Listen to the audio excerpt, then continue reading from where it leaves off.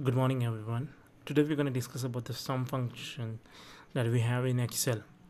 Well, when we have a large number of data in Excel and we want to make the sum of it, so there are some easy ways and then are some difficult ways where you can do that. Well, most people use it like they go to each cell and select the function, then enter plus sign and keep on adding the uh, numbers or cells to calculate the sum of that series. But there are easy ways of doing it, so I'm going to show you the easy way today. Okay, so and I will show you this one shortcut key for that as well. So I have taken names and numbers. These are some random names and the random numbers that are associated with these people. So I'm gonna make the sum of it.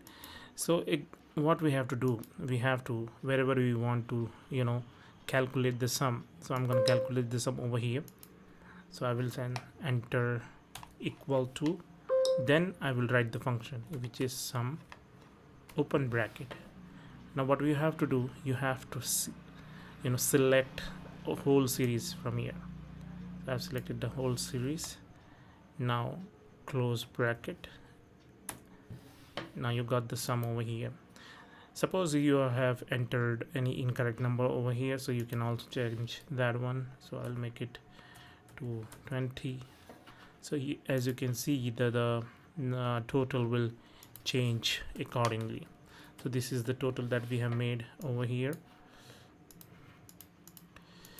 If you change any number, reduce add any number, it will keep on adding it. So this way you can use the sum function. These are only 5 or 6 numbers, but imagine if you have um, hundreds and hundreds of numbers to calculate or make the sum of it. So you'll find it difficult. So this way you can do that. Now I'm gonna show you how you can easily with the help of this shortcut you can do that. So the shortcut that I'm going to show you is like that.